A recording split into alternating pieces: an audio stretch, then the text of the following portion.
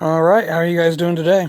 Today we're going to be reviewing the Heritage Rough Rider chambered in 22 long rifle. These are actually made right here in the good old US of A. Right in Miami, Florida. Let me get some, there we go. Right in Miami, Florida. This one has a 6.5-inch barrel. And, and has another cylinder for 22 Magnum.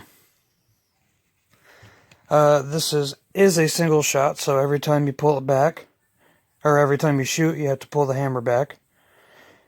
It's based on the Colt. It's based on a Colt, so every time you pull this back, you got C-O-L-T.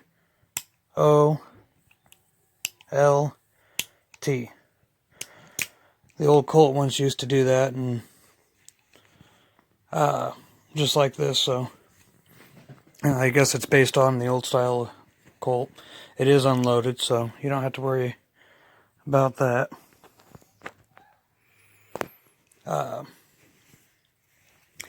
One thing I do like about these is, okay, well, you have to, in order to move the cylinder, so you can't move the cylinder right now at all, you have to have it in half cock.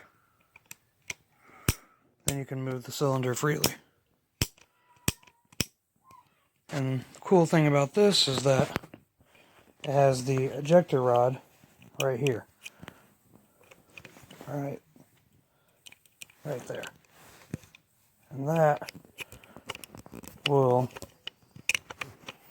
when you're pressing it, it will eject your spent casings.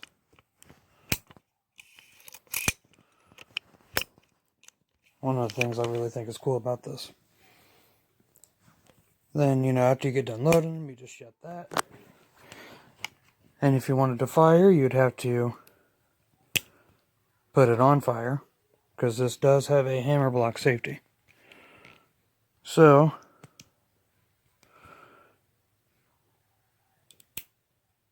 unblocked, blocked. So if I were to pull the hammer back all the way, let go, see how there's a gap right there? Means that safety blocked that hammer from coming all the way back.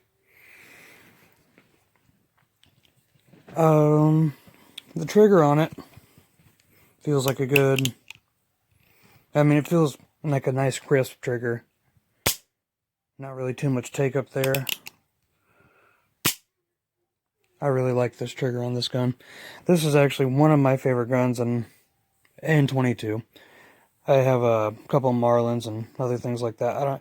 I don't know what it is about this gun. I just like the way it looks. The fit and finish on this one is pretty good. I mean, I've seen some of them where they have a little bit more of a gap right here between the metal and the wood. Like my father-in-law, he has one that there's a little bit more of a gap to. He also has one that's a 4.5-inch barrel. This one is a full 6.5. So, got a couple more inches. They also make one that is a 16-inch barrel. So, instead of like 6 inches, imagine another 10 coming off the end of that thing.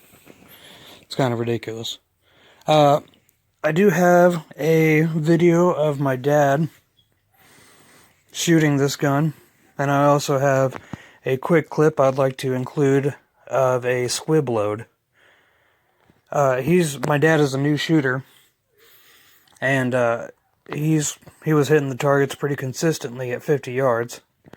And for those of you who don't know what a squib load is, it is a load that is underpowered and then gets stuck right here in the barrel. So that should be pretty interesting too. So stick around and I'll get right to that.